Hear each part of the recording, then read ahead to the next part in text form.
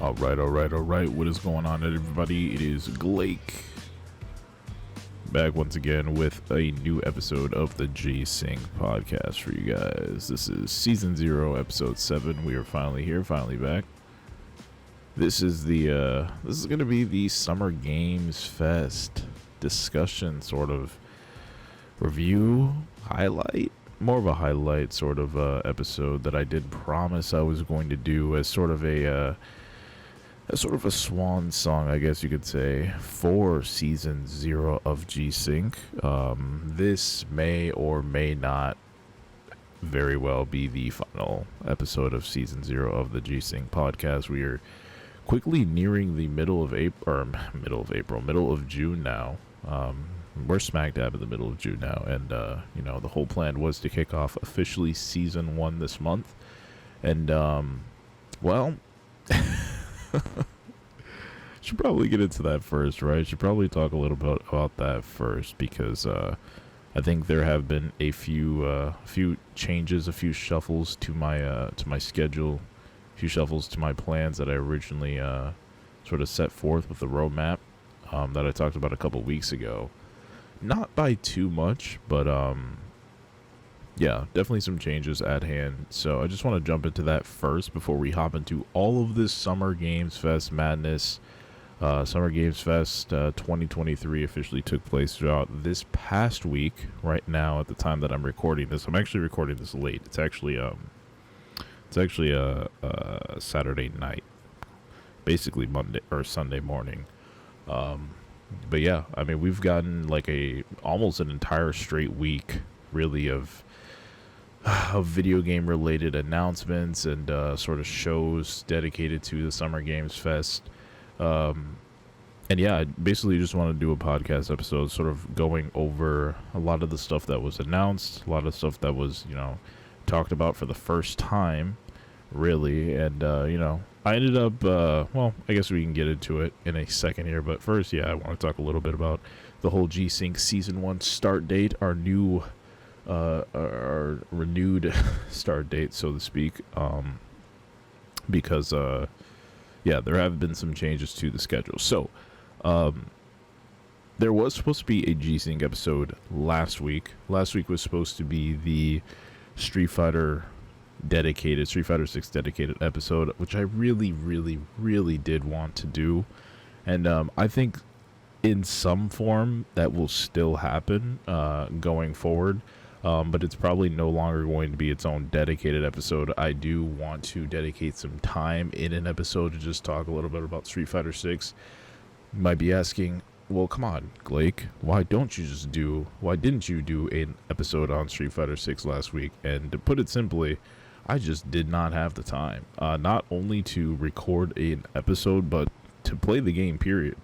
This past week I've just been completely busy, completely swamped, and really I haven't even played Street Fighter 6. Like, I haven't gotten time to sit down and play Street Fighter 6 probably since, I think it was last Friday, so 8 days ago.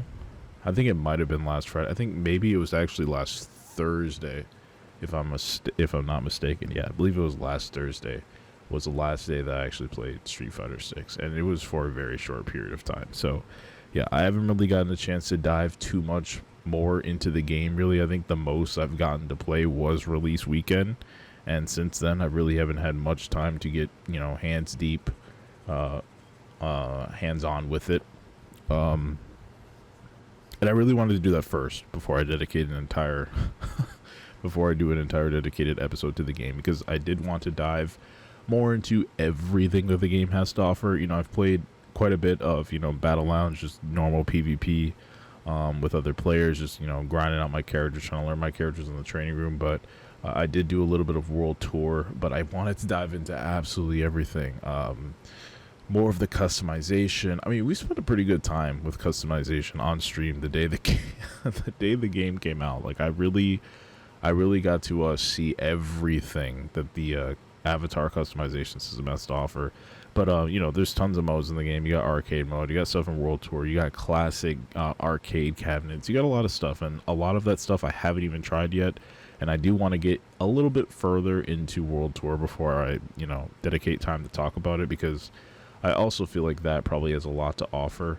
So yeah, but overall, from what I could say right now, I mean, I guess if anything, I could say this about the game right now is, hands down, right now, it's the most enjoyable Street Fighter game I think I've ever played. Obviously, Street Fighter 4 series will always have a very special place in my heart, but 6 is actually really just something special. I don't care what people say. 6 is they've definitely crafted up something really special with 6. But anyway, so yeah, I'm sure we'll have a future episode, probably sometime during season 1, where I will have a little bit of time. Maybe I'll even do first episode of season 1. We'll spend some time talking about Street Fighter 6. Maybe it could even be sort of a fighting game dedicated sort of episode, because 2023 is truly shaping up to be the year of the fighting games.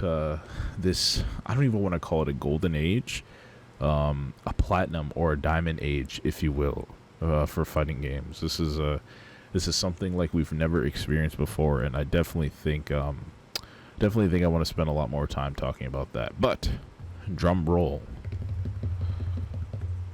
I'm going to be premiering the first season 1 episode of G-SYNC podcast. We're going to be kicking that off on... So here's the deal. It's going to probably be recorded on... It's probably going to be recorded on June 30th, but there's a pretty good chance that it's probably not going to be released until midnight of July 1st, so that's Saturday.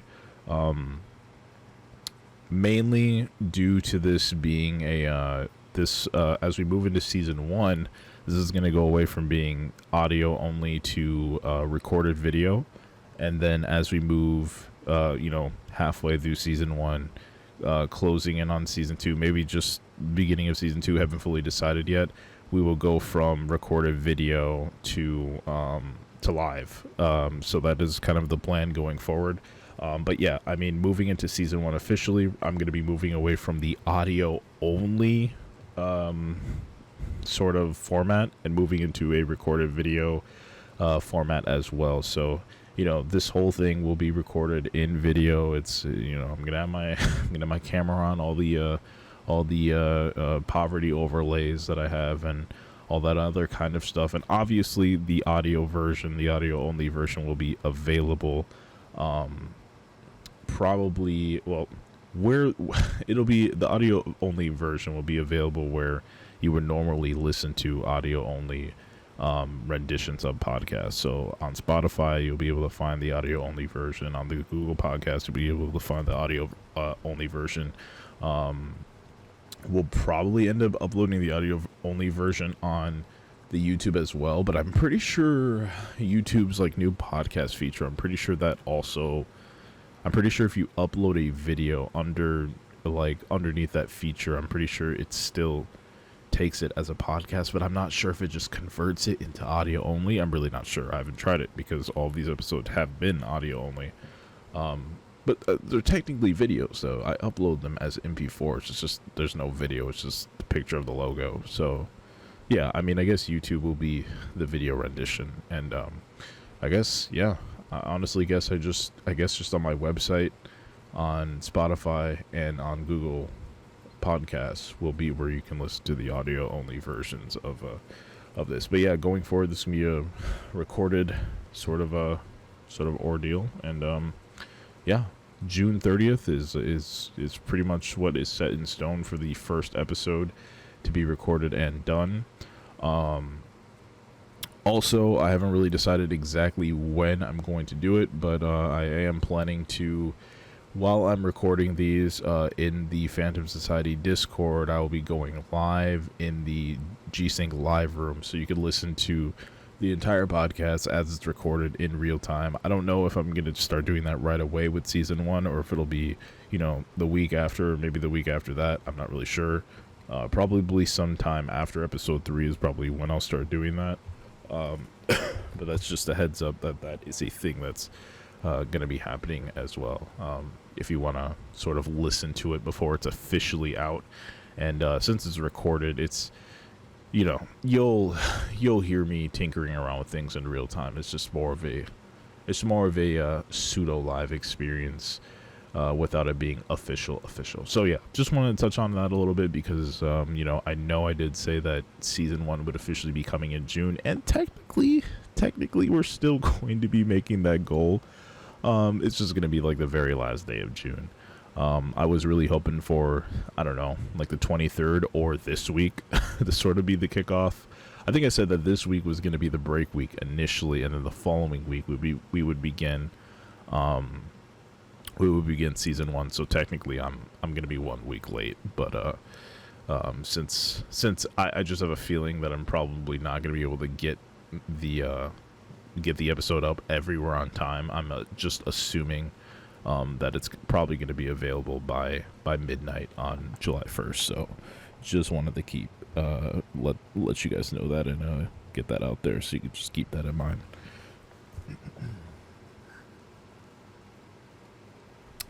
Okay, so moving on, we're gonna talk about some Summer Game Fest stuff. No filler.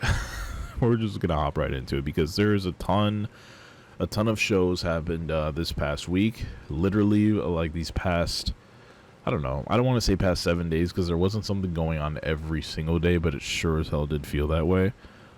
There was stuff that I didn't even know was happening until I don't even know, until like the day of the Xbox showcase. There's stuff I didn't even know that was going to happen. There's stuff that I don't even have on my list because technically it's just regurgitated information. Some of these shows are just regurgitations of things that were already announced. The Capcom showcase was one of them. Pretty much everything I believe that they touched on during the Capcom showcase was stuff that was already announced or already talked about during the Sony showcase, which happened a couple weeks back, which I believe we did talk about in an episode. We talked about most of that stuff, so, you know, I decided, you know what, I'm not going to include the Capcom showcase because all that stuff we already talked about. The Capcom showcase was pretty much just deep dives into the things that they announced. Obviously, the biggest thing probably being Dragon's Dogma 2, which did not get a release date in the deep dive, so I don't even want to talk about that game. Not only because of that, but also because I haven't even played the first one, so for my own personal reasons, I'm sorry, I just have to be selfish, but I don't want to spoil that game for myself. I want to enjoy the first game and kind of go into things blind before I hop into all this Dragon's Dogma 2 sort of rabbit hole and information and spiral. I was kind of confused. I was kind of pondering exactly how I wanted to do this, sort of how I wanted to go over some of the things that were touched on, because there's just so much, and there's so many different shows, and I really don't want this to be too long. I don't want this to drag out and bore you guys completely to death. So what I ended up deciding on was basically gathering up all of the shows that took place. Those being the so we've got the opening showcase, which was the first day. We've got the Xbox showcase. We've got the Guerrilla Collective showcase, the Wholesome Direct showcase, the Future Game Show showcase, the PC Gaming show, and Ubisoft Forward. And then was that it? Yeah, I think that was it. There was another one. It was like RGG something, but I can't remember what that was for, and I don't have it on my list. But I thought that I did. I think I did plan to include it, and then when I did and looked up exactly, because that was on, I think that showcase happened on a day I wasn't even around, so I had to go and see what that was all about, and I think it was just, what was that? Let me look it up real quick. I believe, what was this? Oh, that's right. This was like the Yakuza showcase. So again, more just a deep dive into stuff that was already announced. So the Like a Dragon, Infinite Wealth, and the Man Who Erased His Name, Like a Dragon Gaiden, The Man Who Erased His Name, the spinoff that was, I think this was actually announced during the Xbox showcase, if I remember correctly, and the Like a Dragon, Infinite Wealth. I can't remember which one of these were announced during the Xbox showcase, and then one of these were announced, or was it during the Sony one? I can't even remember anymore. There's so many Like a Dragon games, man. There's so many Yakuza games. It just gets so confusing as to where and when they've announced certain ones. But anyway, without dragging this on too long, so what I decided to do was basically take my top 3 to 5 highlights for each presentation that's on my list, and I just want to talk quickly about each of the titles and sort of what I'm looking forward to, what I like about each of these, and yeah, so let's hop right into it. Obviously, I want to talk about the opening showcase first, since that's the first thing that we saw. That happened on Thursday, I believe. So yeah, every year, well, that's been every year for like the past 3 years now. Jeff Keighley has been, is it Keighley or is it Keighley? I think it's Jeff Keighley. He hosts personally the opening showcase for the Summer Games Fest. This is sort of the closest thing to an E3 opening ceremony as we can get. It's a live audience. I think this is the first year they've had a live audience.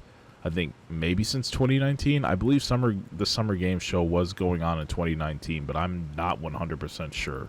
For some reason, my memory only remembers it being a thing. That doesn't even sound right. My memory can only remember it being a thing from 2020 onwards until now. But I feel like Summer Games Fest was a thing in 2019. It's so foggy. It's not even funny. But yeah, this is the one that he hosts. Celebrities come on stage, developers come on stage and sort of announce certain things. This is like the closest thing to like an E3 presentation. I will say Xbox's showcase was pretty close to being like an E3 presentation as well. But that's more of a close second. The opening showcase was definitely, for sure, vibe-wise, production-wise, was definitely comes in first there. So, obviously, first thing on my list, the number one reveal for this entire thing was Final Fantasy VII Remake Part 2, Rebirth. We got to see that for the second time, I believe, like actual gameplay for the second time. We got a brand new trailer. The Square Enix social media page was sort of hinting at things the past week before the showcase, sort of leading up until the showcase. Just, I don't know, they were like tweeting weird like cryptic quotes and stuff, and it was pretty clear that we were going to get some sort of new information eventually on the title. And yeah, we got a brand new trailer at the end of the opening showcase. We got some alternate timeline looking stuff, some snippets, some clips of Aerith, Red 13, Tifa and Barrett potentially being dead in this specific timeline. Like, I'm not really sure what's going on there. We got our first look at sort of like the gameplay in the large open world that's going to be available to us. It was also announced that the game is going to be coming early 2024, and it's going to be split up into 2 discs. So take that as you will. I guess it's going to truly be like a massive game. I think the original Final Fantasy VII was split up into 2 discs as well, if I remember correctly. I could be getting it mixed up with another Final Fantasy title, but this seems to be a trend. I don't really know if this is absolutely necessary this day and age for the game to come on 2 separate discs, but it is happening. And it was really an exciting way for them to end the presentation. I think we all pretty much expected it. I sort of forgot about it halfway through. I guess I didn't really expect it to be the last thing they were going to touch on, but it ended up being so, and a lot of people were hyped. So yeah, Final Fantasy VII Rebirth is up there. We've got Alan Wake 2 as my second title, my second highlight for the showcase. So I don't know too much about Alan Wake. I'm pulling up. I've got the website on the side here, and here's a quick preface for the rest of us, I guess, who don't know too much about Alan Wake. So the story of Alan Wake. Alan Wake went missing in 2010. He was a best-selling writer based in New York City on a vacation On a vacation in the Pacific Northwest with his wife Alice Wake, he came face to face with a force of supernatural darkness. It brought Wake's writing a horror story to life. He fought this dark presence and managed to banish it back to where it came from, a nightmarish dark place hidden under a caldera lake outside of a small town of Bright Falls. Wake wrote an ending to his horror story, and with that freed his wife from the darkness under the lake, but became trapped there himself. Alan Wake is not dead, although he has wished he was many times. Although he has wished he was many times, for 13 years he's been a prisoner in the dark place where his nightmares, his fears, and his stories manifest reality around him. For 13 years he's been fighting to stay sane and write a story that would change reality around him in order for him to escape. So far he has failed. So yeah, I know nothing about Alan Wake, but that all seemed pretty interesting. This is like a horror-based game. It's coming out in, I think it's on October 17th. Yeah, October 17th.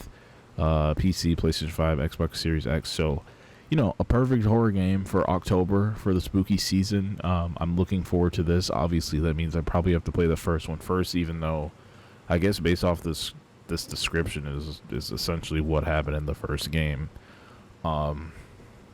But I feel like this sort of like horror mystery sort of game, you probably want to play the original anyway, because you're probably going to pick up on things that you're going to, like little puzzle pieces that you're going to, you know, remember and sort of connect the dots with when you play the second game, have those sort of aha moments. So, you know, just because I feel like that's going to be the case in general, probably going to play the first game before this. So maybe, you know, sort of like a September prequel, probably might play this, but play the first one. But yeah, like Alan Wake 2 seems like a game I don't really want to miss out on. There's not too many games like this these days. I know when I saw the trailer on stream, I was like, oh, not more zombies, but like, they're not really zombies. They're more actual monsters or actual manifestations of his nightmares and fears. It's not your traditional zombie game or your traditional horror game that's always so played out that we see now. So I think for that alone, this is one that I'm definitely going to be interested in playing myself.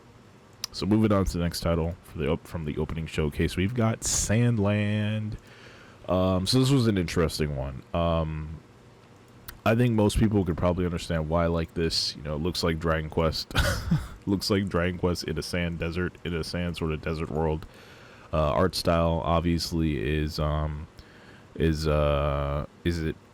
inspired by, or is it actually done by Akira Toriyama? I'm not exactly sure. Yeah, that's wait, I'm gonna sound like an idiot, but is Akira Toriyama even still alive? How old is this guy? Can I look this up? I gotta look this up. Yeah, so Sandland is initially a manga series. So it's a manga series written and illustrated by Akira Toriyama. Came out in 2000. The original run was May 22nd, 2000 to, very short. Only a couple months to August 28th, 2000. And yeah, I guess they're just now releasing a video game adaptation for it. But yeah, so a video game adaptation for this is coming out. Best thing I could describe it as is Dragon Quest in the desert. I know that sounds kind of silly. I'm on the Steam page for it right now, and again, this is why switching over to a video format is gonna be so much nicer. So you guys can see the stuff that I'm looking at. But just to give you a brief description, it says dive into a desert world where both humans and demons suffer from an extreme water shortage. Play as and watch the Fiend Prince Beelzebub, Sheriff Rao, and Demon Thief set off on an adventure in search of a legendary spring hidden in the desert. In this action RPG, you become the main character as Beelzebub, lead your company of heroic misfits, and explore the legendary world of Sandland, developed by the creator of Dragon Ball and Dr. Slump, Akira Toriyama.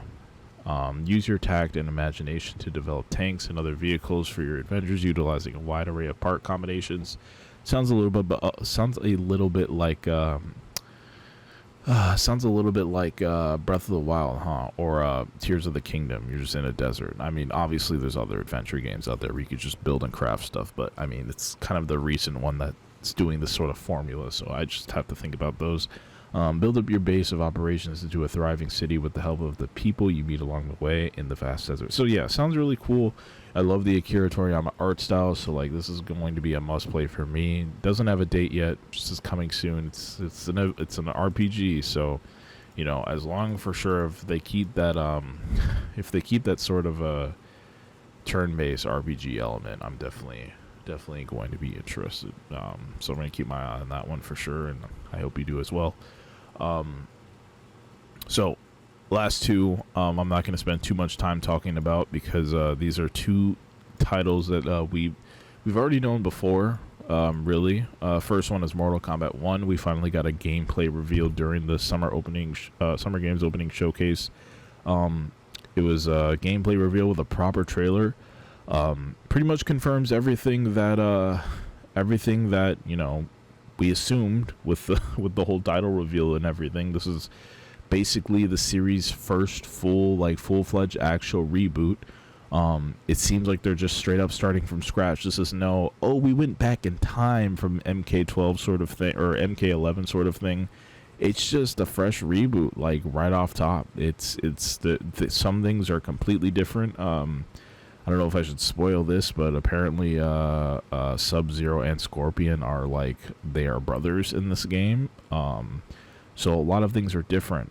Yes, the game's whole tag mechanic that was originally sort of announced alongside of the reveal a couple weeks ago. This is a core mechanic of the game. This is not a side mode. This is how the game is being developed from the ground up with this tag team mechanic in mind. It really plays basically how you would imagine a 2v2 sort of Marvel game is played, except it's 1v1 based but with assists. That's basically it. You cannot swap in another character and play as them. It's still, you select your one character and then you select your assist character, and there's a button that you press and that assist character runs in every now and then, does a move, sort of helps you extend your combos. They might have a sort of reversal for you. They might have a defensive option or a defensive sort of buff for you. Either way, it's just an assist that comes out every now and then, and pretty much that's the only role it plays. Now, what's also really interesting is, so we heard about a lot of these assist characters not being playable as actual characters on the roster. So essentially, characters that are a part of the game's main roster will not be able to be used as assist characters. Assist characters are their own separate roster, and they will not play a role in the story at all. Which I believe is what Ed Boon said himself. The assist characters are just purely there as sort of, I guess fan service, I guess you can say. It's a way for them to sort of include characters that, include more characters that everybody wants or everybody wants to see, without them having to tie them into the lore in any way. Mortal Kombat is one of the more story-driven sort of fighting games out there, so a lot of the characters that they include, outside of the guest characters, a lot of the characters that they include, they try and tie them into the story somehow. But with cameo characters, which are the assist characters, they don't really have to do that. That's what they are, simply, or just cameo characters there to be seen. There for the fan service, and you tag them in and they dip out as soon as you hit the button. Oh man, I really need to give a sip.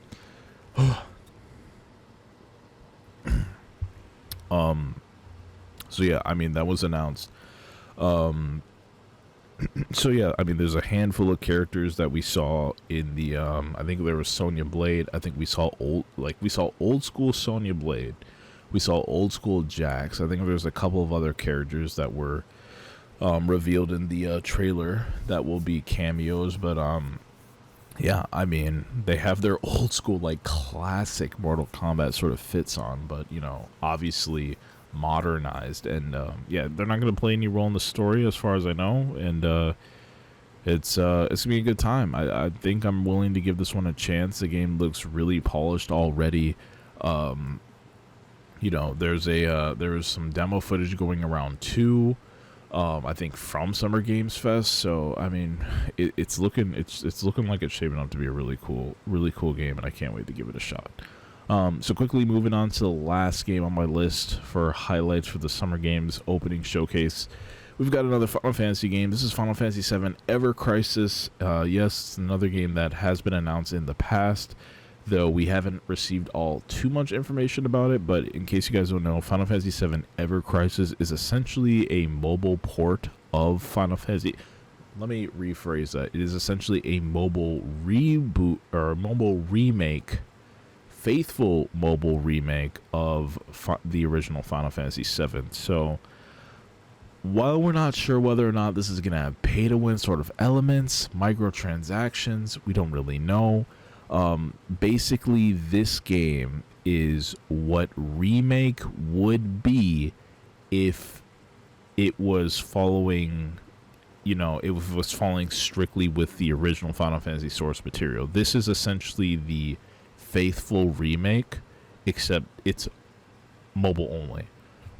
Which is very strange because I know there are people who would much rather have just a more up-to-date visual-wise Final Fantasy VII game that is still following the original story. That's not what we're getting with Remake. I think it's pretty clear at this point that Remake is going to be its own sort of canon.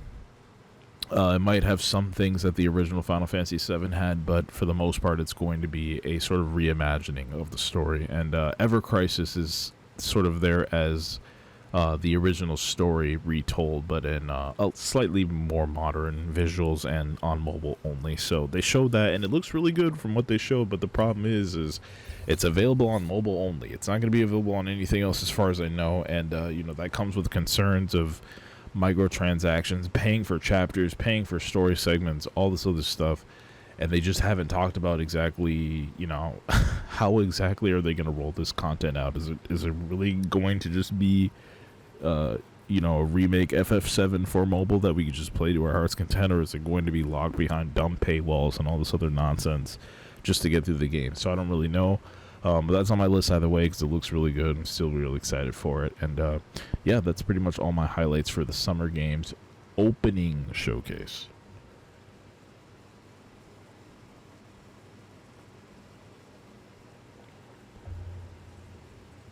All right. So moving on to the next big show was the Xbox showcase. So I'll just go out right away and say that this was a letdown. And I know a lot of people are really excited about some of the stuff that they showed. I think a lot of it is due to the fact that people are really excited for Starfield. I feel like if you're not super hyped for Starfield like I am personally, this probably was sort of a letdown show. But they did finally talk about some stuff that I'm really interested in. So I'm willing to cut them a little bit of slack, but I will say I was really gassing up this show to be something huge, and in the end I was just sort of let down. But there were some things that I liked to see. I can't even talk anymore. This is how I'm tired.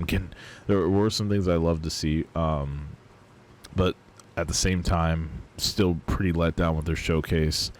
It is what it is. There's gonna be others. I can't really complain too much. First up on the list is Fable. Finally, we got some Fable news. This was the Fable 4 or the whatever, the Fable remake that they announced. When did they announce this game? Was it 2019?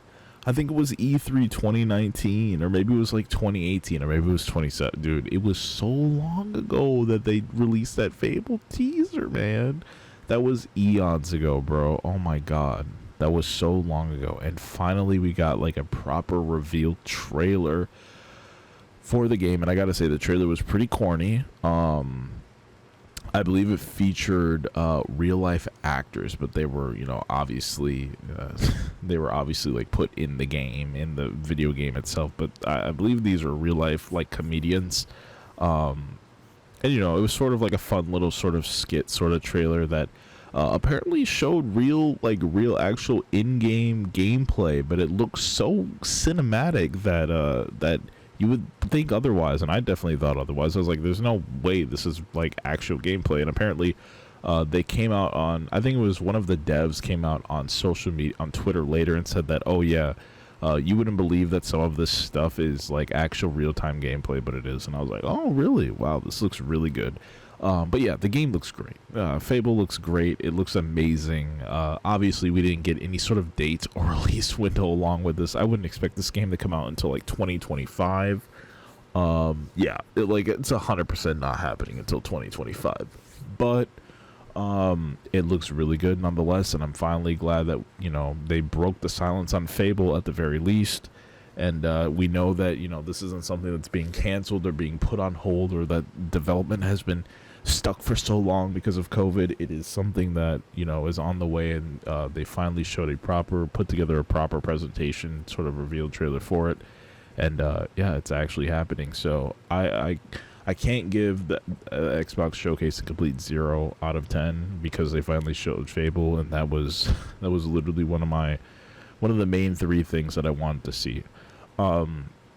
Second on the list is a game called Avowed, not really sure how to pronounce it. I'm on the website right now, and this is the closest thing to a Elder Scrolls knockoff that I've ever seen. A successful Elder Scrolls knockoff at that. As a matter of fact, when I first saw the trailer for this game, I was like, wait, is this Elder Scrolls 6? I was like, there's no way they're showing us footage of Elder Scrolls 6. I was like, there's no freaking way. There's no way. I was like, no way. It would look better than this. But, yeah, this is, so this is a game, being developed by, from Obsidian Entertainment. The description on their website says, welcome to the living lands, a mysterious island filled with adventure and danger. You are the envoy Adir, I believe is how it's pronounced, or Adir, sent to investigate rumors of a spreading plague. While there, you discover a personal connection to the region itself and an ancient secret that threatens to destroy everything. Can you save the island and your soul from the forces threatening to tear them apart? So the game looks really cool. It has that sort of first-person sort of combat that Elder Scrolls is known to have. I didn't really see any third-person option to switch between in the trailer. The game looks absolutely stunning. Like, you would think that this could potentially be Elder Scrolls 6, but you know how Elder Scrolls really has, like, that crazy, like, especially Skyrim, like, some parts of Skyrim just have that crazy polish to it that's, like, it just sort of has that next-gen look. This game doesn't quite have that, but it still looks really, really good. Like, this still looks like a really, really, really stunning game. But yeah, you know, it's got everything. It's got the swords, it's got your arrows, it's got or you could cast spells, it's got it all. Crazy looking creatures. I think the creatures that you fight are for sure one of the main things that gave it away. I saw like this bear turn into like some weird sort of like neon monster thing, and I was like, okay, that's not Elder Scrolls. There's no way. So I was like, there's no way. Some of these monsters are like, they ain't in Elder Scrolls. But either way, this is a really great looking game. I believe it's pronounced Avowed. It's going to be available day 1 on Game Pass. So, you know, if you have Xbox Game Pass, you won't even have to pay for it. So super excited to see that. But yeah, that's number 2 on my list. And then number 3, isn't really that huge of a deal. I think it should be pretty obvious. I talked about it in the past. We've been known for the longest time that it's coming, but it's Forza Motorsport. You know, I think I have to put this on here because I've been talking about this game literally since it was announced. And I believe originally it was Forza. I believe originally it was Forza 8, and I think that was.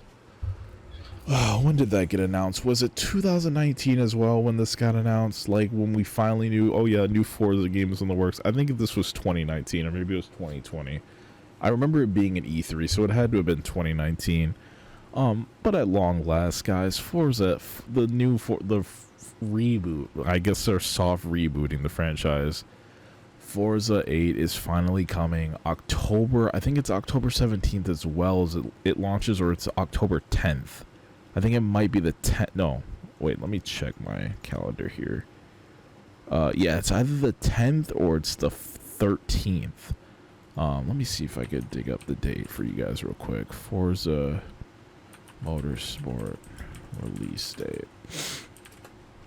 Yeah, October 10th. So it's coming on the 10th. So really looking forward to that. You know, finally, it feels like we've waited 10 years for this, even though it hasn't been that long since it was originally revealed. But it's been a whole COVID era, basically, since this thing was announced. And I'm just glad that it's finally coming out. As somebody who loves like racing sims, but is absolutely terrible at them and knows very little to nothing about cars, this will be a game that I have no business in picking up, no business in playing, but I will do so anyway because I'm mentally ill. So yeah, can't wait for this one. You know, Gran Turismo is finally going to have some competition for sure. And, you know, if you are a GT player and you just feel like GT isn't really doing it for you, hey, you have the option to play this. And if you have a PC, you don't even need to go out and buy an Xbox. It's going to be available day one on Game Pass on Xbox and PC. So, you know, don't have to worry about, like, gone are the days of being like, oh, I love racing sims, but I don't have to buy an Xbox to play it. Blah, blah, blah.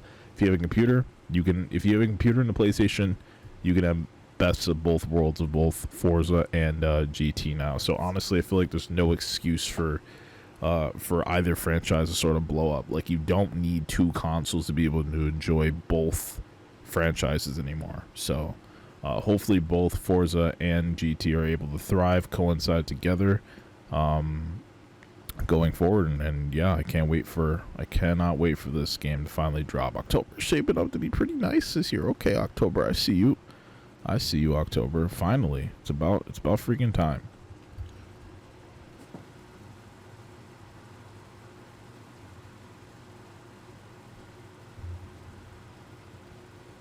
All right, as we're moving on past the AAA sort of stuff, we're gonna move on to the Guerrilla Collective. So this was a show basically dedicated to some indie stuff, and boy, I gotta say wholeheartedly, the indie stuff is where I kind of actually start to get excited. I think gone are the days, I think outside of just Nintendo stuff, because come on, we're all kids inside, we all get super giddy for Nintendo, even though, you know, we get slapped in the face eventually by pretty much anything they release that's not Zelda. Yeah, pretty much anything they release that's not Zelda or Mario, or I guess Kirby, we get slapped in the face. And we just, or Fire Emblem, I suppose, and we just enjoy getting slapped in the face. We just enjoy the cycle so much. But I think gone are the days outside of Nintendo of me getting extremely hype over AAA stuff. Indie stuff, I think I have fully sort of just moved into the amount of indie. Okay, originally my plan was to do top three stuff from pretty much every showcase. Let me tell you, for the indie stuff, I really had to limit myself.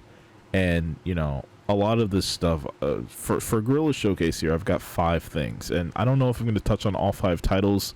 I really need to start, you know, blazing through these a little bit faster. But, my God, the indie stuff is the only crap I care about. This is some of the craziest, some of the hypest looking things I've seen in a while. Guerrilla Collective Showcase. We're going to start with Sacred Fire. So this is a sort of 2.5D pixel sort of based RPG game being developed by Pixelated Milk. This game, this is yet another sort of stunning 2.5D game, indie game that's also in the works. RPG turn-based. You know, they've got story rich on their Steam page. I'm trying to find a description of sort of the game. Let me go through some of the key features. So this just looks absolutely wonderful. So dynamic battles. Our combat engine merges real-time and turn-based styles to provide a fluid experience that is both challenging and satisfying. Fight alongside companions, choose from multiple weapons, target individual enemy body parts, and string attacks together to create elaborate combos. High-quality presentation. Employing both pixel art and 3D graphics allows us to combine retro-style graphics with innovative digital effects, wizardry. Hand-drawn and animated characters blend seamlessly with 3D modeled environments. Moral complexity. Sacred Fire's original story aims to both respect and subvert the standard RPG trope. So although you'll feel right at home with our cast of lovable characters, you'll never know what to expect next. A Tale of Two Worlds, travel between the sprawling subterranean city of Antioch, I think is how it's pronounced, and the idyllic spirit paradise of Erebus, in a well-developed game universe which includes elements of both fantasy and science fiction. Elaborate gameplay systems, adopt diverse combat disciplines, craft weapons, solve puzzles, and tackle imaginative dungeons. Original music and professional voice acting. A brand new soundtrack composed by G4F and the legendary Moto Sakubura. I'm not sure who that is. Moto Sakubura. Yeah, I hope I'm pronouncing that right, but I'm not sure who that is. The talented Sound Cadence Studios bring Sacred Fire's memorable cast to life. So yeah, I mean, this is like another thing that you kind of need to see with your own eyes. Definitely one of the best. It's just every single time that I see a new sort of 2.5D pixel sort of HD pixel sort of RPG, they all look so good. I haven't seen a single one that I'm like, okay, this looks like trash. They all look good. I think this is like where indie devs really shine, is with this genre too. It's like they all look so good to play. It's almost like we're entering a new age of turn-based, like classic. Like, imagine we were back in the 90s or early 2000s, and just imagine, like, you know, Final Fantasy was done, Dragon Quest was done, but a whole new sort of franchise took over. That's what it feels like is happening. Like, we're just entering like a brand new like resurgence of these classic RPG games, and it's like everybody is doing them and they all look so good. So Sacred Fire definitely up there. You know, once again, I don't want to spend too much time on each title because some of these presentations, I've got more than one game. Hammerwatch. Moving on to Hammerwatch. So this is. Did I mean to put this on my list? I don't think I meant to put this on my list, did I? I don't think I was too... Okay, so I gotta be honest. I don't think I was too interested in Hammerwatch, but I think what got me interested the most is the co-op feature. So I think you party with a handful of players. I think it's like up to 4 or 6 players. And it's really like a sort of like a dungeon indie sort of dungeon crawler game. Yeah, you've got mobs and swarms of monsters everywhere, and yeah, you can party up with your friends and stuff for this one. I don't know how this made it onto my list because I'm not entirely that interested in this one. But it is a great looking co-op game. Like, I feel like if you like Diablo, if you can picture The Legend of Zelda, I guess, sort of ish. If you can picture The Legend of Zelda, but like you have different classes to play and you can play with friends, this is sort of that sort of vibe. There's another game very similar that I think made it onto my list, that I believe is also multiplayer, but I can't remember that. Maybe it didn't make it on my list, but I'm not 100% sure. That might have been why I put this one on there, actually, because I don't know if the other one made it onto my list. But moving on, we've got Questmaster.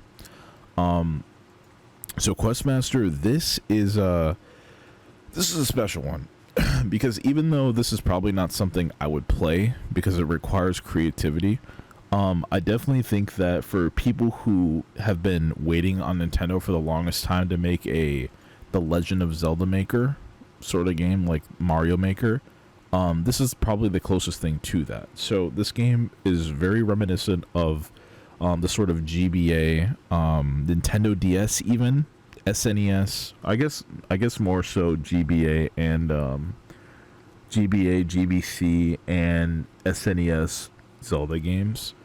The art style is very reminiscent of that, and it's basically the closest thing to a Legend of Zelda dungeon sort of builder that I've ever seen.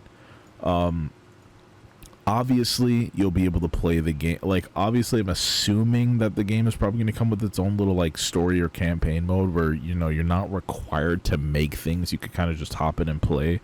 But it is sort of meant to be sort of like a level designer or sort of game like Mario Maker is, and you know, you share levels around the world with other people. You can download their levels and play them. But it's really just like a dungeon sort of crawler like the old school Legend of Zelda games, and except it's more centered around you sort of making your own stuff and sharing it with your friends, and you guys playing through each other's levels. Definitely one to check out. The game looks really pretty. Yeah, I mean, if you like the look of the old school SNES and you know, Game Boy Advance, like Minish Cap and Game Boy Color Zelda games, this one would be right up your alley as well. It's called Questmaster. Definitely check this one out. Coming soon. So yeah. Okay, moving on. Next one we've got here. We've got Sugar Shack. So this is an interesting one because this is one that I probably would have expected to see in the Wholesome Games Direct, but somehow it was the Guerrilla Collective. This is so this is a very interesting title. I'm gonna read the description for you guys. All right, so it's Sugar Shack is a maple syrup management game and world crafter set in a cozy magical forest inspired by Quebec lore. Quebec lore and art. Hungry villagers with endless sweet tooths make their way to this legendary shack, grab some friends, fire up the boiler, and let the syrup flow. So yeah, I mean, it's your typical cozy, I don't really want to call it a life sim, but it sort of is, but it's like your typical cozy, like life sim sort of crafting game, but it's centered around a sort of purpose. You know, you're making syrup, you're trying to keep villagers warm, it's snowing, this is the closest thing to an Oh Ye Canada game as it gets. That's pretty much all I'm gonna say about it. Again, I honestly don't really remember putting this on my list, but it's there. And yeah, I mean, if you want like a cozy, relaxing game to play, this seems like it would be right up in that sort of category. So, yeah. So check it out. Actually, what is this? Lonely Outpost? Was this on my list as well? I think it did make it on my list. This futuristic sort of Harvest Moon game. One Lonely Outpost. I'm not sure if this made it to my list, but man, I mean, if it didn't, well, you're hearing about it now. Okay, so moving on to the last game that I have on my list from the, by the way, there's no way I'm going to get through all these titles.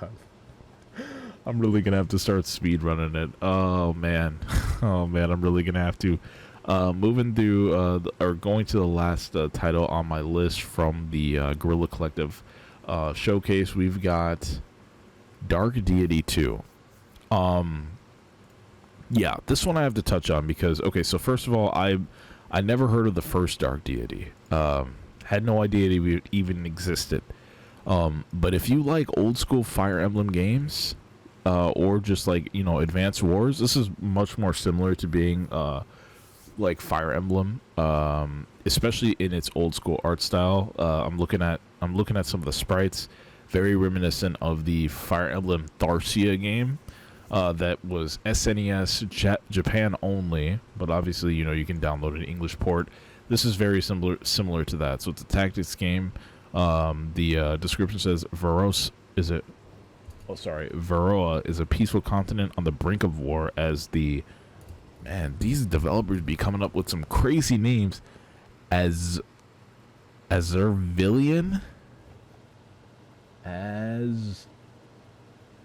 Dude, do you really expect me to pronounce that?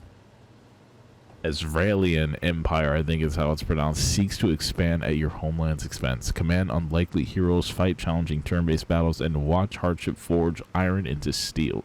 Dark Deity is back, bigger and better than ever.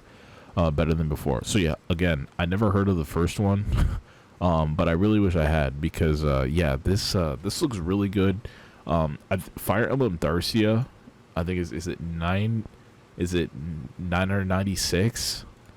That is my believe it or not, that is my favorite looking Fire Emblem game, and I know you're probably thinking why. Well, it's my favorite. Yeah, it's probably my favorite looking Fire Emblem game outside of Radiant Dawn. And yeah, you're probably thinking, dude, why? It's like ancient. I don't know. Something about that classic sort of pixel art style really, I don't know, it just really appeals me for some reason, and this comes really close to sort of looking like that. Obviously, it looks a lot more modernized, but if you're a Fire Emblem fan, I think I think the look of it is a lot more Fire Emblem in look, Fire Emblem in sort of time period setting than it would be, I mean, compared to like any other tactical game, I guess. So definitely one worth checking out if you need more of a tactical fix. If some of the new Fire Emblem games ain't doing it for you, would definitely recommend checking this one out. Doesn't have a release date yet, says coming soon. So yeah, I guess just stay tuned for that. And that's gonna do it for everything for the Guerrilla Games, Guerrilla Collective. I guess you could say it's not Guerrilla Games, Guerrilla Collective presentation.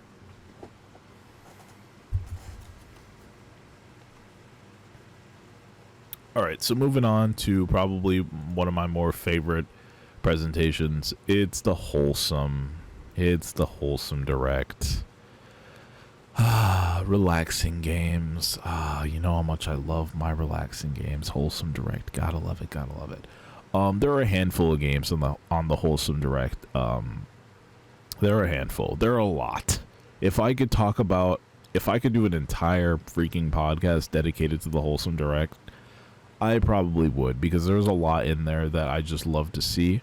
A lot that I want to dive deeper into, but I'm going to quickly go over some of the ones that are on the list. I'm going to kind of just fire through these because we are quickly running out of time.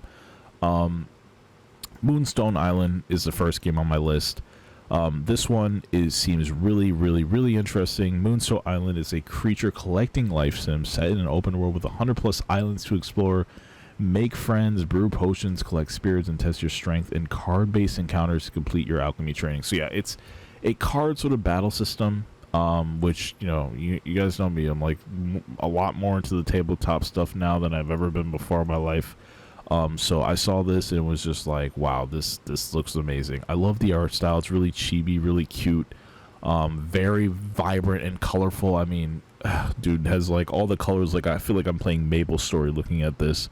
So it looks amazing. I mean, it's a monster tamer sort of game, and you're using cards to battle. It's literally something that I don't see too much of. It has sort of the social aspects of a life sim. So this is one that's really looking interesting, and the best part, it's supposed to be coming out sometime Q3 this year. So I'm definitely looking forward to it. I guess there's a demo coming out very soon. They're going to have a demo during Steam Next Fest. I'm not exactly sure when that's supposed to be, but that is going to be happening. Hopefully I can not forget about this and try that demo, because this game looks great. And I think either I'm able to play the demo or not. I think this is going to be a must buy for me. And we'll probably check this out on stream sometime as well. Moving on to the next title here for the Wholesome Direct, we've got Loftia. I'll quickly go over this game because what I'm seeing on the website I'm seeing, it doesn't really have any gameplay. But this is basically an MMO that's supposed to be coming sometime soon. So the description says, "Welcome to the floating sky island of Loftia, where you can explore, farm, craft, and more in the clouds together with others. Join our mailing list."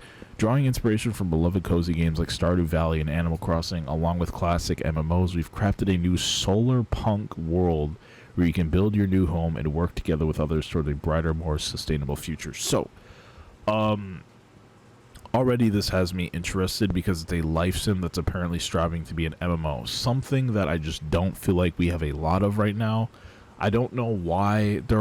I guess it's because creating an MMO is so expensive, because you got to have servers that you have to have servers, and keeping servers up is just really expensive. You have to have a sort of sustainable long-term stream of income just to keep the game up. In general, no matter how many people are playing, you got to keep it up still. So I guess that's probably one reason why we don't really see sort of life sim sort of MMOs, especially coming out of these indie developers. But this is one of the first that I've seen that's claiming to be an MMO. So yeah, I've gotta keep my eyes on this. So it seems like, you're in an island, a floating island in the sky.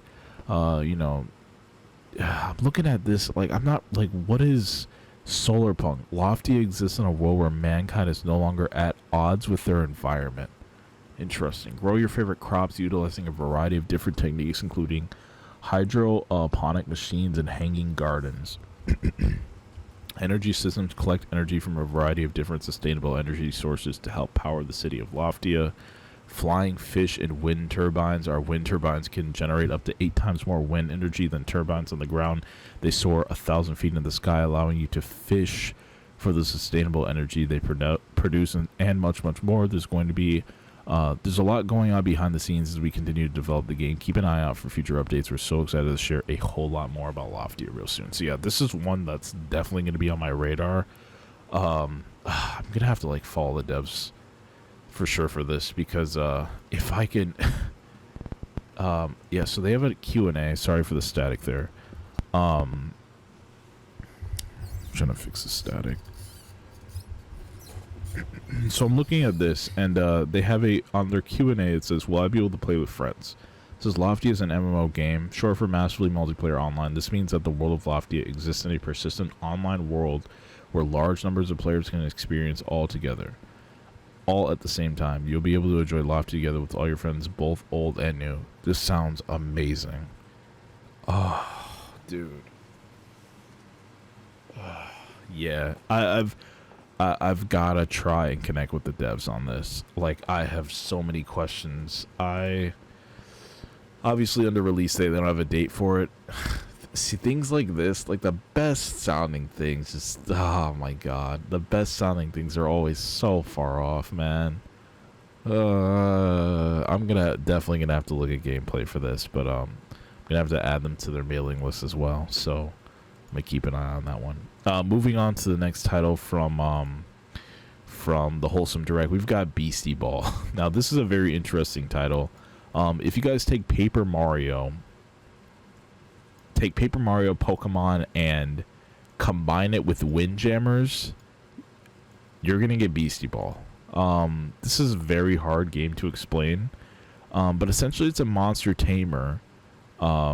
It's a monster tamer sort of set in like a 2D. It's a 2D sort of Paper Mario like world, where you tame monsters, you catch monsters, and they battle by playing volleyball in a sort of turn-based sort of format. So basically, your battles are your monsters playing volleyball against other monsters, and each monster has their own ability for how they strike the ball. This is like one of the craziest things I've seen. I don't even know how this classifies as wholesome, but that's what this is, and this is definitely one of the most unique spins on an RPG I've seen in a really long time, on a monster tamer in general in a really long time. Now, unfortunately, this is a 2024 release date. Sucks. A release window, but this is gotta be one for sure that everybody's gonna have to try. I think this is going to spawn so many different like offshoots of like sports RPGs. I think this title is gonna do it. So definitely one to keep an eye out on as well. And lastly, for the Wholesome Direct, I've got on my list is Orange Season. Orange Season is it's another farming sim, sort of, a very stunning looking game. Description says, make your farmer's dream come true in Orange Season. With your parents' help, you finally saved enough money to buy a plot of land in the charming farmer's village of Orangetown. Build a thriving farm as you grow crops, raise animals, fish, and mine materials to establish your farm in town. So, it's not too different from like a lot of the other farming sims out there. Very Stardew Valley-esque. Has a completely different art style, though. It's not entirely like pixel-based like Stardew Valley is. I feel like there's a lot more exploration in this game, and just a lot more vibrant. So looking at some of the features here, play the main storyline or create a story of your own, explore many handcrafted areas, enjoy various town festivals or mini-games, raise animals, fish, mine, and plant crops on your farm, improve your relationship with your town's villagers by interacting with them and completing various quests, customize and upgrade your farm. Then upcoming features, several festivals and mini games inspired by real-life festivities from around the world. More than 30 different types of animals. Marriage system with dozens of potential spouses, regardless of gender. Rival marriage system where you can influence who ends up with who, and more places to discover. Right now, this is already out. Had no idea that this is already out. Apparently, this came out in 2017. What? So I'm assuming that the full launch is coming soon. Is probably probably the reason why it was even showed in the presentation is probably because the full update is coming out. So version 0.10 is what just dropped on June 9th. And it introduced autumn season and winter. This game is $24.99. I'm going to buy it. I think a lot of these I'm just going to get because these are just, I don't know what it is. I don't know why I love these games so much. I mean, I guess for one reason it's just like they're always going to be there. I don't have to rush through to play them. But I want to stream more games like this. I really do. I really, really, really do. I really, really, really, really do. I don't know when I'm going to find the time to do it, but I really, really, really do. So yeah, definitely going to add this to my wish list. Boom, there we go. And yeah, that does it for the last game on my list for the Wholesome Direct. Let's move on real quick to the Future Game Show.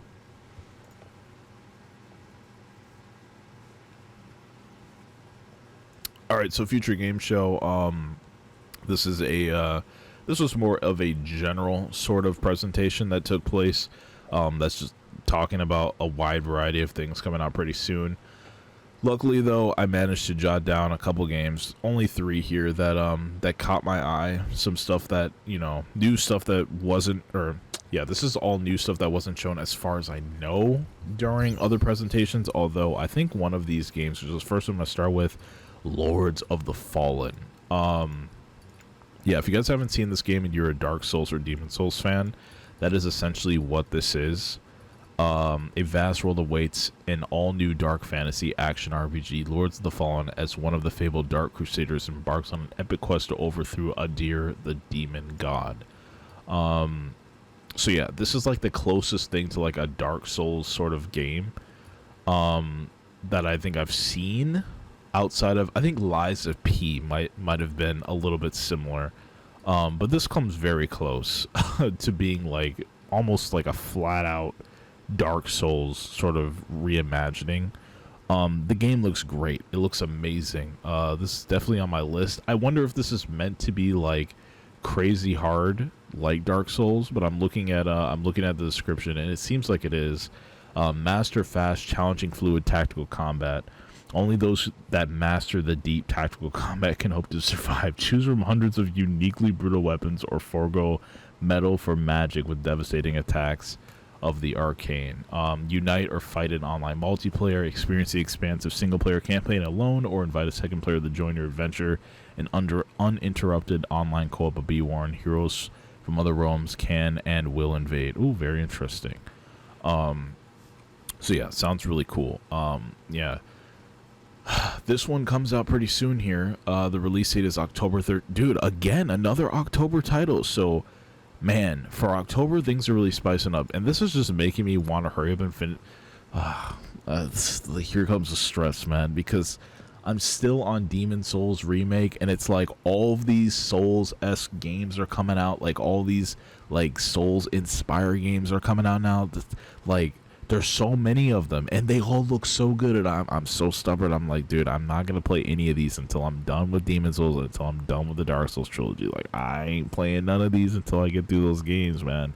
There's so much good stuff. This is why low-key, I'm happy that I'm, like, behind on games, because there's just, for me personally, there's just a lot to look forward to, because I'm so far off from playing some of this stuff, but it's like, it's there. There's a lot for me to play. So Lords of the Fallen, definitely looking forward to this one.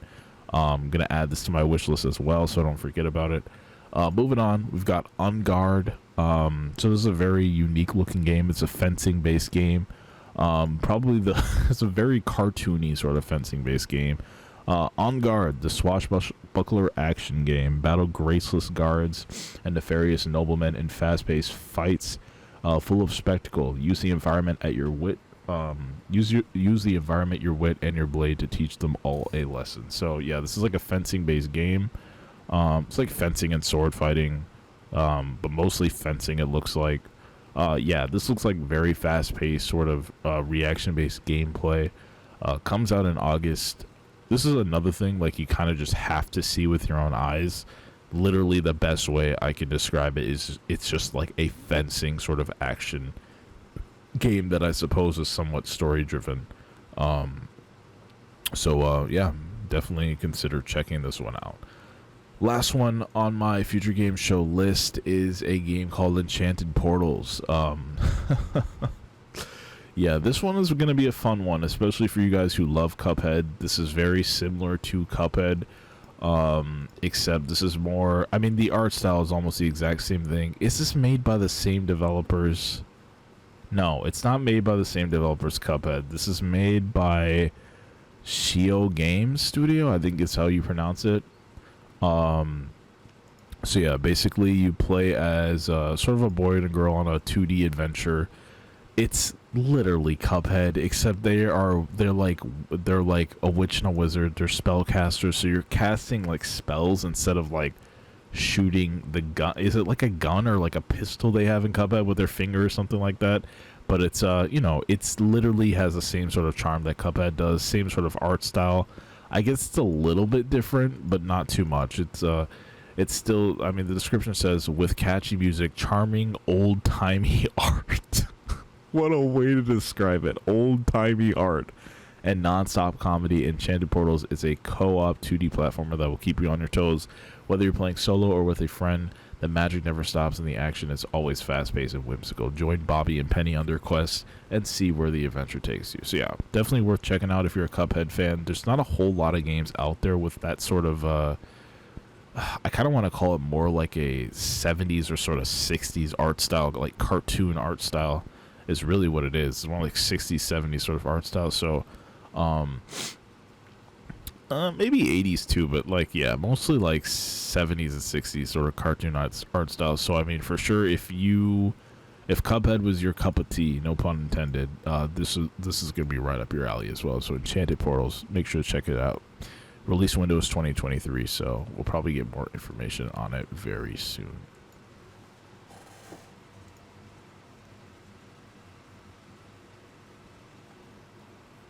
All right, I am quickly running down the last two. I'm on down to the last two presentations here. So for the PC games, I actually have 5 games on my list, but I'm only going to go through 3. First one I want to talk about, though, is going to be Stampede Racing Royale. This is an interesting one. I had to add this on my list, even though it looks a little rough around the edges still. I had to add it to my list because it is this the first of its type? I think of outside of Kart Rider. Is it Kart Rider or Kart Racer that's by Nexon? Outside of that, I haven't seen anything like this. This is a battle royale, like kart racing game.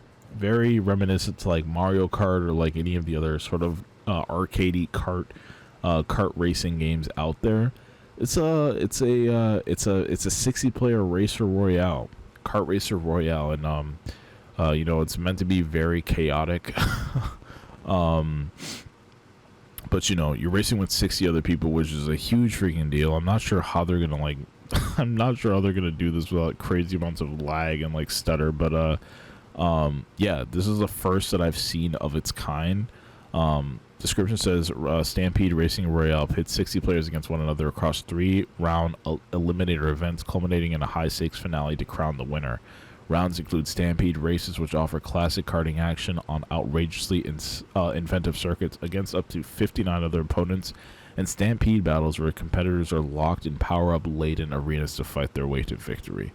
It's very cool. Collect and customize. Keep racing to unlock new vehicles and endless customization options. Find your favorite kart and make it your own with custom paints and stickers. Dress your character in the finest threads to make sure you and your wheels really stand apart from the herd.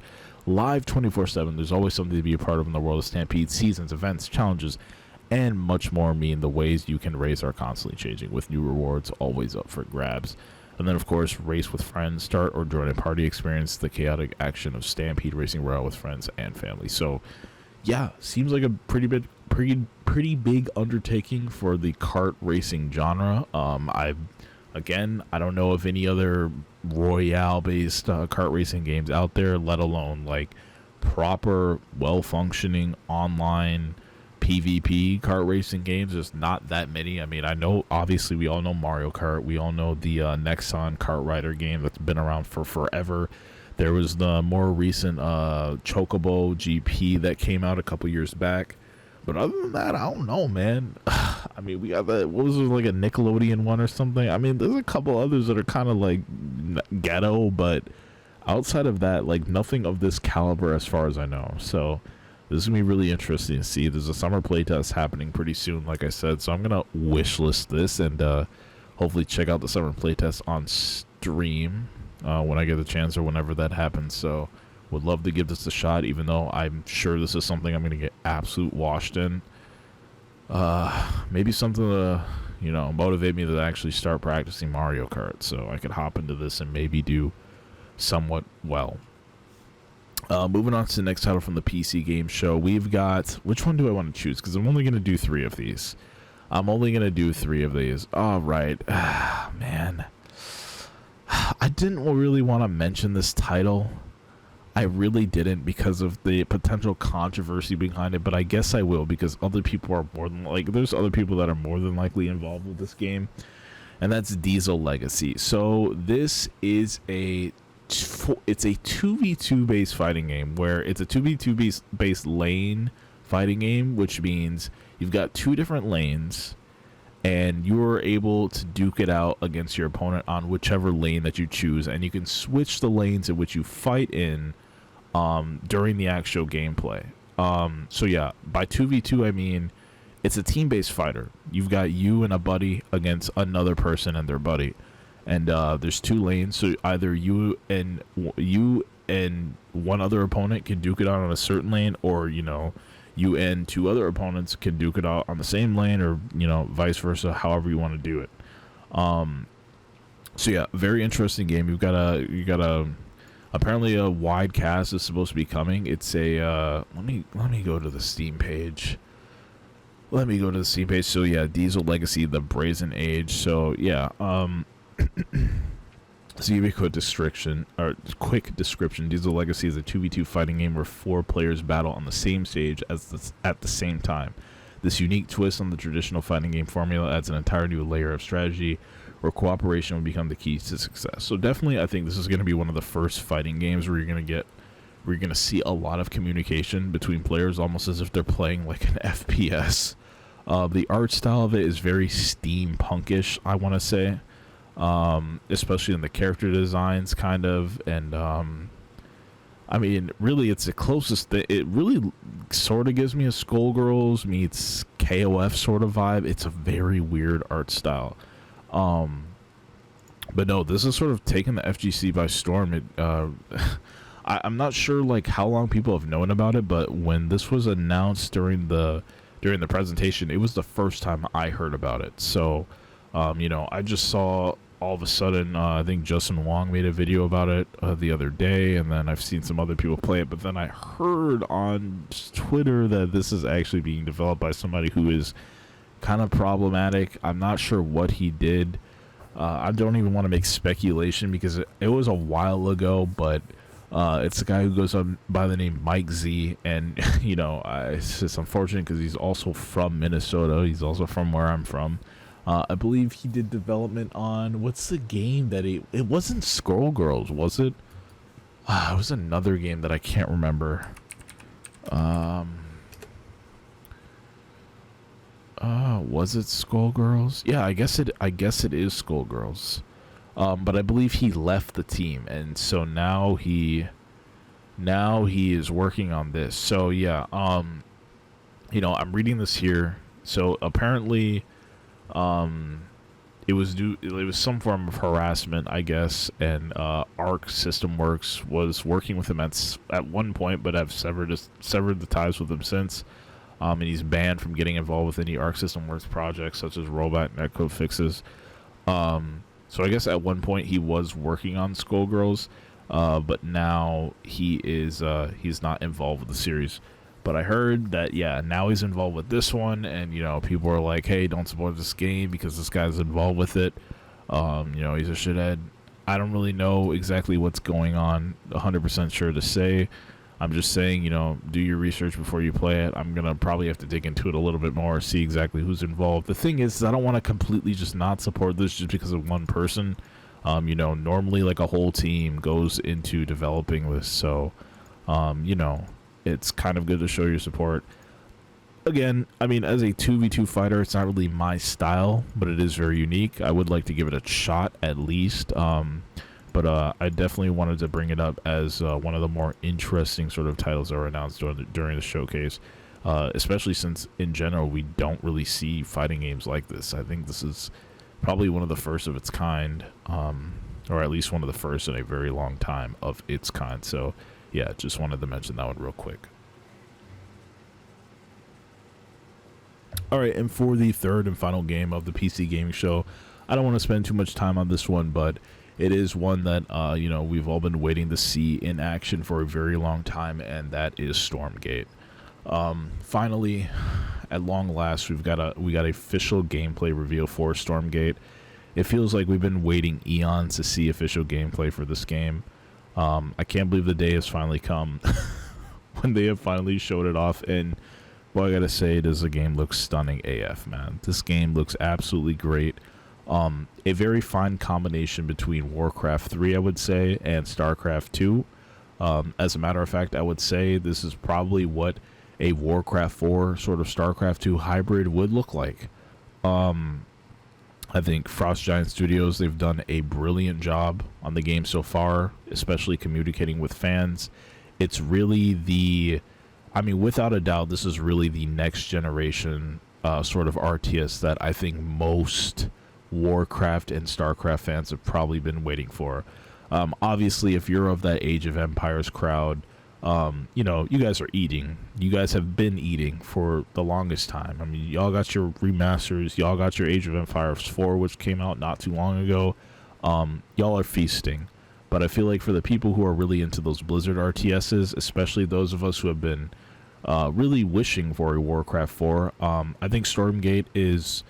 I think we need to move on from Blizzard and, you know, sort of start a all hands on deck sort of situation with Stormgate here, because this is really what we've been looking for. I really believe that this is going to hopefully take the RTS genre in a much better and a much more fast moving direction in terms of, you know, sort of getting eyes on the genre once more. So yeah, I mean, I won't spend too much time talking about it. Like, we finally got gameplay. Obviously, there's no release window for this game yet. I think they're starting like pre-alpha testing now. So, you know, it's still super early in development. They still have got a ton of work to do. This is a game I probably wouldn't even expect to see until maybe 2025 at the absolute earliest. There's no way it's coming out next year. I think next year maybe we'll get a closed beta, maybe an open beta, and a release date announced in 2025. But yeah, I think that's being optimistic, to say the least. So either way, I'm just really happy to finally see gameplay for the game. The progress is amazing. It looks stunning. It looks beautiful, even at this very early stage in its development. It just really excites me to see the game like in action, fully functioning. It just looks great. Man, the future is about to be really bright for RTSs. I really can't wait.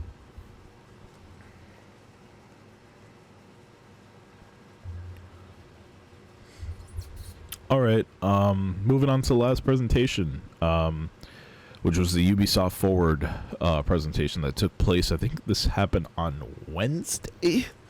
was it Wednesday or maybe it was Thursday. This was I do believe this is the last presentation to take place. I'm just gonna quickly go over all the games that are on the list for this. So first and foremost, we've got Avatar Frontiers. Yes, there's an open world sort of Avatar game coming out. I'm not sure if it's RPG based, but I believe it's like action adventure based, sort of open world game. Avatar is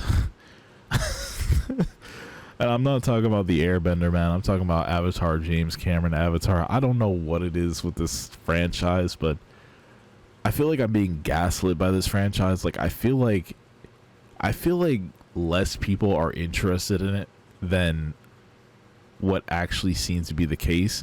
Like I get people are going to see the movie, but I'm trying to figure out, like, are people really interested in the story for this, or are people just seeing this because it just visually looks appealing? I mean, I honestly cannot tell. And now there's a game coming out for it that Ubisoft was making a huge deal about at their presentation.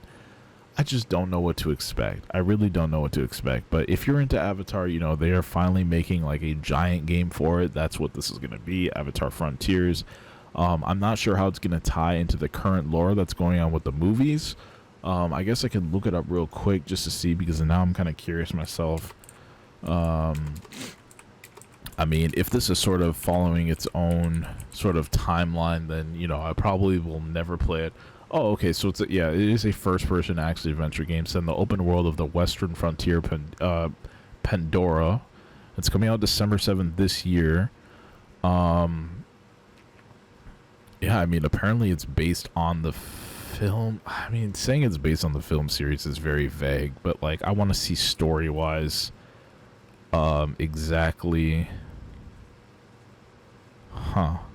Yeah, it doesn't really seem like there's any sort of information on that, but yeah, I mean, this is they were making a pretty big deal about this during their showcase, so, you know, I'm kind of expecting a lot. But as somebody who has never cared about Avatar, I'm not even gonna fake pretend that I'm interested. I've never been a fan of Avatar, but I do know that, like, this was making waves during their presentation, so there's a pretty good chance that this might be a pretty big title this year. Especially, you know, it's another open world game that you could add to your list.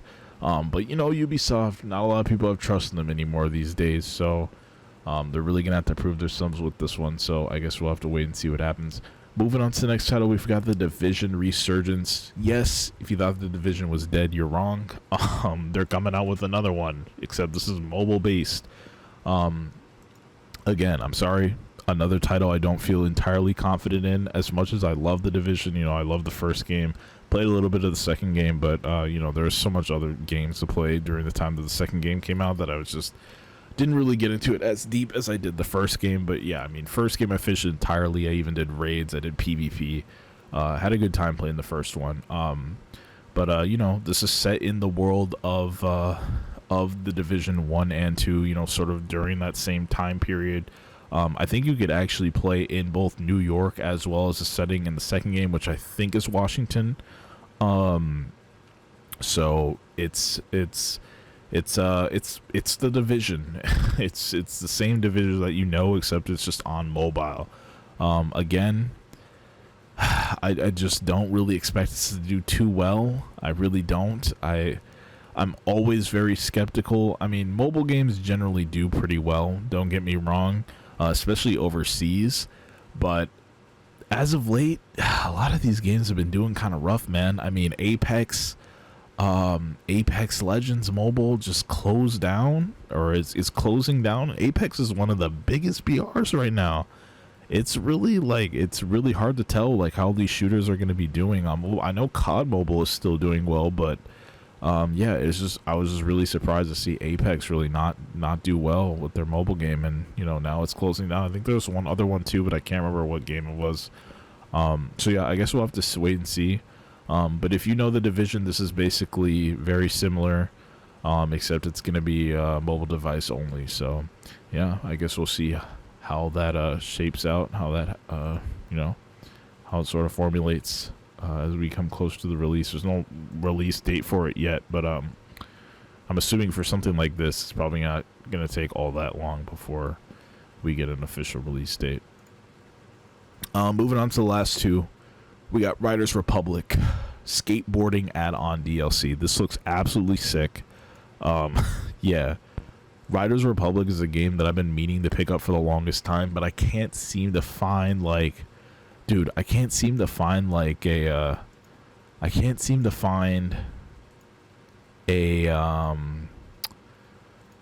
good sale.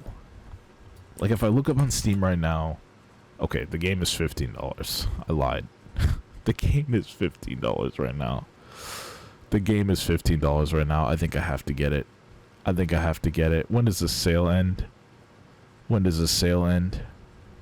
July 3rd. Okay, I'm gonna get it. Yeah, I've been meaning to get this game for a while, but like I think the cheapest that I've seen it before was $30.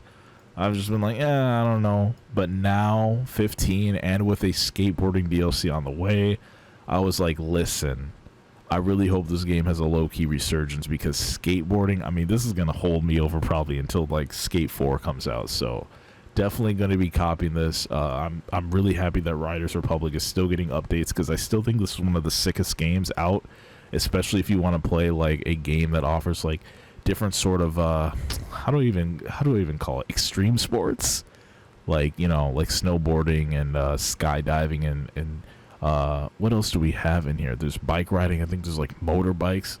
I don't think there's rollerblading yet. But God, they need to add it after skateboarding if they can. If we get a rollerblading update, dude, oh my God, that would be absolutely freaking wild. But yeah, yeah, Riders Republic, definitely gonna be picking it up.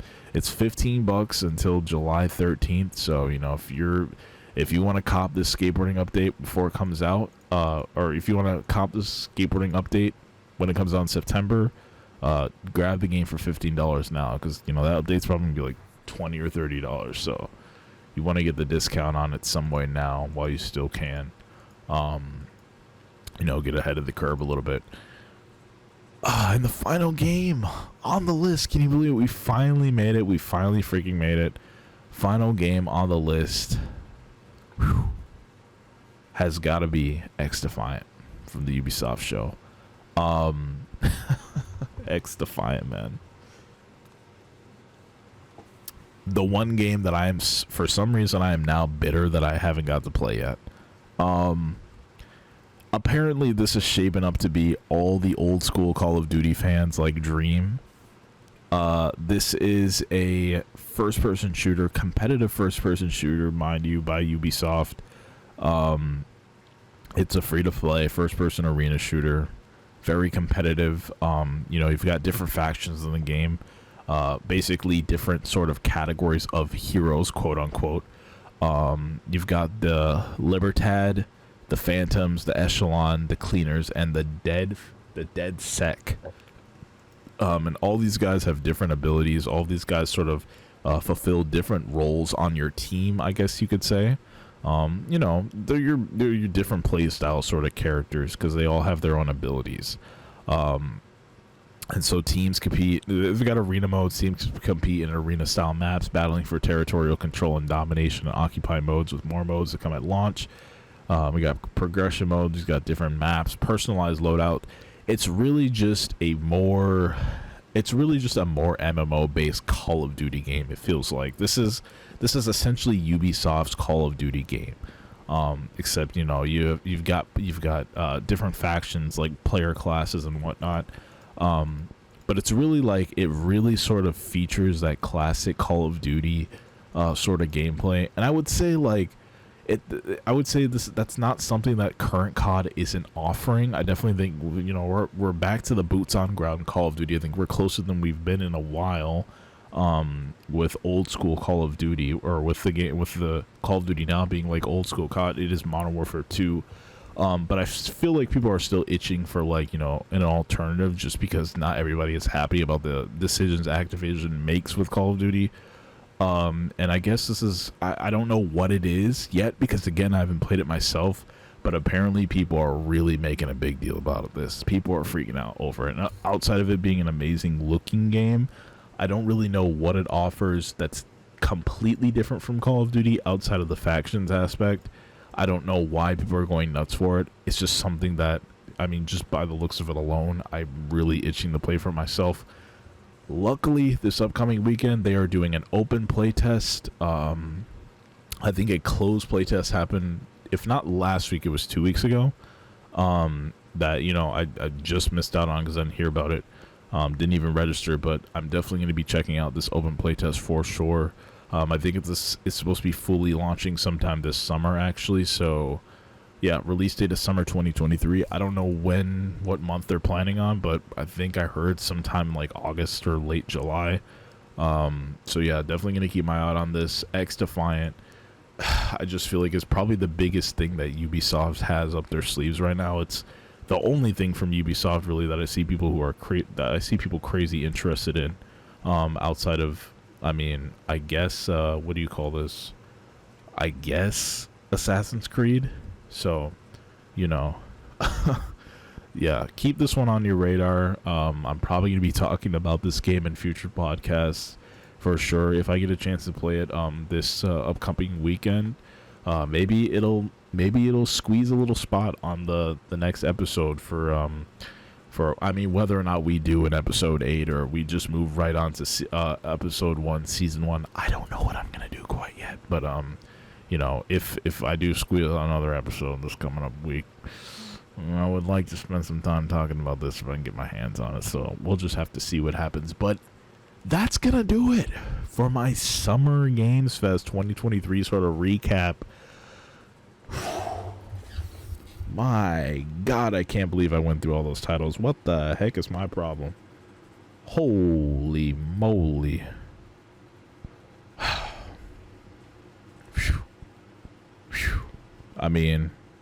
In general, though, what a show. I will say that, while I still miss E3, and I think I've made it really clear time and time again that, Summer Games Fest doesn't really completely fill the void that E3 has left quite yet. I think we're getting closer and closer to it sort of being able to fill that void, especially after all of these shows that just took place. We are getting more and more shows. I think, if anything, the only thing I would want them to change is to make it all feel a little bit more unified. It still felt like things were just happening a little bit too out of order, a little bit too on their own sort of schedules. It didn't really feel like one unified show. And I guess maybe that's because technically it isn't yet. Things kind of just categorize themselves underneath, oh yeah, this is happening, like Summer Games Showcase, blah, blah, blah. But honestly, all of these things could just go about doing their own thing just during the month of June, and it would probably have the same sort of feeling. But either way, I just feel like they haven't yet fully encapsulated that E3 feel. But, it is what it is, and I think eventually it will get to that point. Overall, in terms of announcements, like I said, a lot of the AAA stuff has just kind of sort of let me down this year. There's just not a whole lot that I'm interested in that we haven't heard about before. Everything that I'm interested in the most is all of this indie stuff. So, like I said, a lot of the stuff I'm just crazy interested in. I will say that going into season 1 of the G-SYNC podcast, I would definitely like to make it a priority to hopefully get some indie developers on for some of these games and talk to them about their upcoming games. Would be really awesome to do. I am not a professional interviewer, nor am I a speaker by any means, but I would be willing to do my absolute best to get some of these people on the show, even if it's, pre-recorded for a short period of time, just talking, asking a couple questions about some of these upcoming indie games. And yeah, I think definitely going forward, especially on the podcast, we're going to be spending a lot more time talking about some indie stuff. So, get comfortable. If you have any suggestions for any games to check out, definitely shoot them my way. I'll be love to hear what you guys think. But yeah, that's just kind of where my headspace is at in terms of, the type of games that are catching my eye as of recent, and probably that are going to be catching my eye for into the foreseeable future, man. I think a lot of this indie stuff is exactly where my interests lie, and I am done turning a blind eye. Like, I'm done being blind to the truth. Indie is the truth. That is direction I'm heading in. And I think we're gonna make that quite known on the podcast as we move forward into season 1 and beyond. But anyway, that is it for Season 0, Episode 7 of the G-SYNCH podcast. Hope you guys enjoyed the recap. Hey, if there's something you guys love during the Summer Game Show that I didn't touch on, let me know. Let me know on social media. You can follow me at GlakeGG. If you can leave a comment somewhere where this podcast is, where you're listening to it, you could do that also. What else can you do? What else can you do? I mean, just make sure you follow wherever you're listening. Make sure you share. Like, why wouldn't you just do that? Because this show needs the engagement desperately, especially as we go into season 1, which again, it's going to be kicking off on June 30th / July 1st. We're going to be moving into the recorded video format. You're going to have to deal with my face, but at the same time, finally I can sort of have this production set up in a way where, you guys can kind of see the stuff that I'm looking at. We can kind of have things not just be one stale image, and could start doing some interesting, fun stuff. So I'm really looking forward to it. It's going to be a little bit more work. Yes, I'm going to have to definitely fix up my scheduling and the time that I decide to record these, because ain't no way I'm going to be able to have this stuff going at 4 o'clock, 5 o'clock, 6 o'clock in the morning like I am right now. But we're definitely going to have to figure it out for the sake of moving on into season 1 here. So thanks for listening, you guys. I'll see you guys, if not next week, week after that, when we officially kick off season 1, episode 1. And until then, thank you for watching, thank you for listening, rather, and thank you for your energy, and I'll catch you guys in the next episode of the G-SYNCH podcast. Take care and have a good week.